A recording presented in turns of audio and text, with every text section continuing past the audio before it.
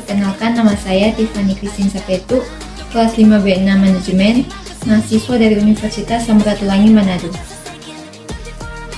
Pada saat ini saya akan memaparkan materi mengenai perkembangan perekonomian Indonesia, Orde Lama, Orde Baru, perekonomian era reformasi dan saat ini, serta kaitannya dengan mata kuliah perekonomian Indonesia. Perkembangan ekonomi di masa Orde Lama dan Orde Baru. Masa Orde Lama berlangsung dari tahun 1945 hingga 1965. Dalam jangka waktu tersebut, Indonesia bergantian menggunakan sistem ekonomi liberal dan sistem ekonomi komando.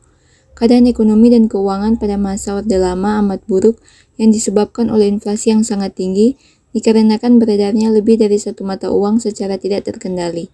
Di tahun 1958, diberlakukannya Undang-Undang Nomor 78 Tahun 1958 tentang investasi asing, jadi memperburuk perekonomian. Di tahun 1965, mendirikan Bank Berjuang, perbankan berfungsi sebagai pemasok dana proyek pemerintah. Penurunan angkatan kerja atau pengangguran sebanyak 1,8 juta dari 34,5 juta. Di sektor pertanian 72%, sektor jasa 9,5%, perdagangan dan keuangan 6,7%, industri 5,7%. Tahun 1953, di Jakarta pekerja menerima upah 5-6 rupiah per hari. Dan di anggaran pemerintah pada tahun 1955 sampai 1965 mengalami defisit sebesar 137% dari pendapatan sehingga negara melakukan pinjaman luar negeri. Masa Orde Baru. Pada awal kelahirannya, Orde Baru memang memfokuskan programnya terhadap pembangunan ekonomi. Hal ini didasarkan kepada kondisi ekonomi Indonesia di awal Orde Baru yang cukup memprihatinkan sehingga fokus ekonomi harus berdasarkan pada amanat Pancasila untuk menciptakan kemanusiaan yang adil dan beradab.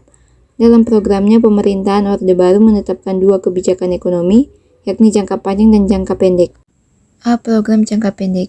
Presiden Soeharto pada awal pemerintahannya dihadapkan pada masalah yang cukup sulit di bidang ekonomi. Berbagai permasalahan terjadi seperti inflasi yang mencapai 650% berakibat melonjaknya harga-harga kebutuhan. Selain itu, alat-alat produksi mengalami kerusakan terutama di sektor pertanian. Permasalahan tersebut berakibat pada kurangnya tingkat kesejahteraan masyarakat Indonesia. Rehabilitas dan stabilitas ekonomi menjadi kebijakan awal pemerintahan Orde Baru dalam memulihkan kondisi tersebut. Rehabilitas maksudnya perbaikan fisik terhadap prasarana-prasarana dan alat produksi, dan stabilitas dimaksudkan pengendalian inflasi supaya harga tidak melonjak terus-menerus. B. Program jangka panjang. Pada 1 April 1969, pemerintah menciptakan landasan untuk pembangunan yang disebut sebagai Rencana Pembangunan 5 Tahun atau Repelita. Repelita pertama tahun 1969 berfokus pada rehabilitasi prasarana penting dan pengembangan iklim usaha dan investasi. Repelita 2 tahun 1974 sampai 1979 dan Repelita 3 tahun 1979 sampai 1984 berfokus pada pencapaian pertumbuhan ekonomi, stabilitas nasional, dan pemerataan pembangunan dengan penekanan pada sektor pertanian dan industri yang mengolah bahan mentah menjadi bahan baku. Fokus Repelita 4 tahun 1984 sampai 1989 dan Repelita 5 tahun 1989 sampai 1994 selain berusaha mempertahankan kemajuan di sektor pertanian, juga mulai bergerak menitik beratkan pada sektor industri, khususnya industri yang menghasilkan barang ekspor, industri yang menyerap tenaga kerja, industri yang pengolahan hasil pertanian, dan industri yang dapat menghasilkan mesin-mesin industri. Perkembangan ekonomi pada saat masa reformasi. Pada tahun 1997, Indonesia dilanda krisis keuangan dan terus berlanjut pada tahun-tahun berikutnya. Nilai tukar rupiah terhadap dolar Amerika melemah dari 2.500 rupiah pada tahun 1997 menjadi 15.000 rupiah pada bulan Juni 1998. Melemahnya nilai tukar rupiah memicu terjadinya krisis ekonomi. Banyak perusahaan dalam negeri yang melakukan pinjaman luar negeri dalam dolar Amerika kesulitan membayar pinjaman karena nilai tukar rupiah terhadap dolar Amerika lemah. Angka pemutusan kerja meningkat disebabkan banyak perusahaan yang melakukan penghematan atau menghentikan kegiatan usaha atau bangkrut.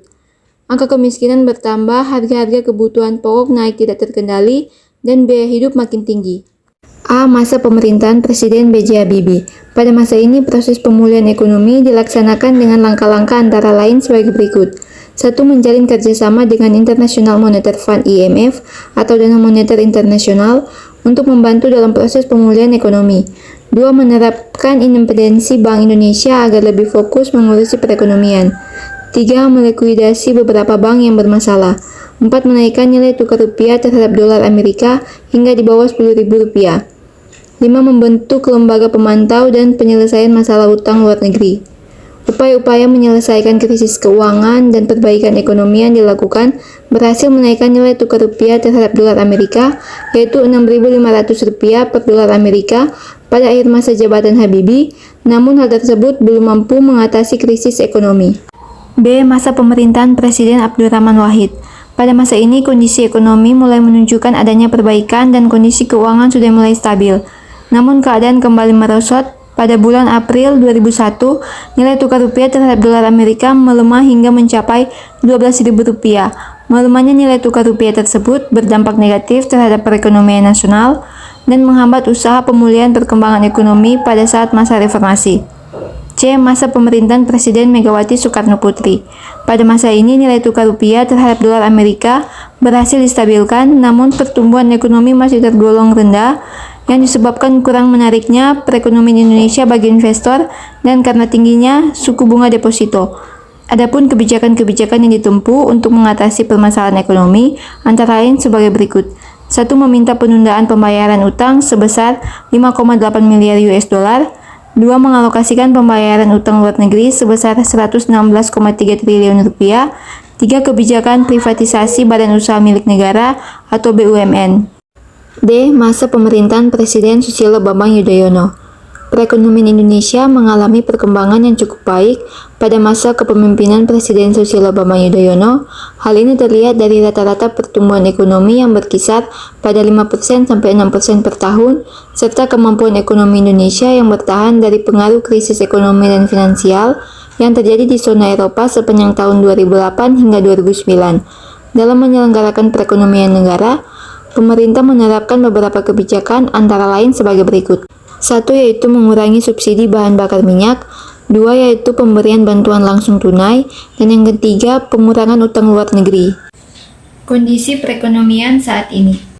Pertumbuhan ekonomi Indonesia pada triwulan 2 2021 tumbuh sebesar 7,07%, tertinggi dalam 16 tahun terakhir. Ini sekaligus mencatat rekor pertumbuhan triwulan tertinggi sejak krisis subprime mortgage, bahkan lebih tinggi dari negara peers.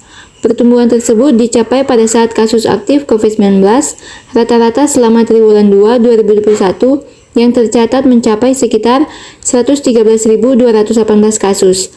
Pertumbuhan ekonomi yang terjadi tersebut ditopang oleh kuatnya pertumbuhan baik dari sisi demand maupun supply.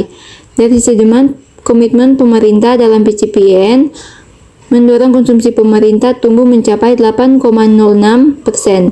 Membaiknya perekonomian global juga membuat ekspor tumbuh sangat tinggi sebesar 31,78%, disusul dengan impor yang tumbuh 31,22%.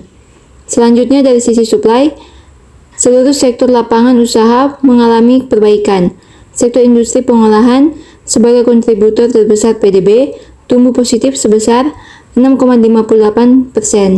Sektor utama lainnya juga tumbuh signifikan, antara lain sektor transportasi dan pergudangan yang tumbuh sebesar 25,10% dan sektor akomodasi dan makanan minuman yang tumbuh sebesar 21,58%.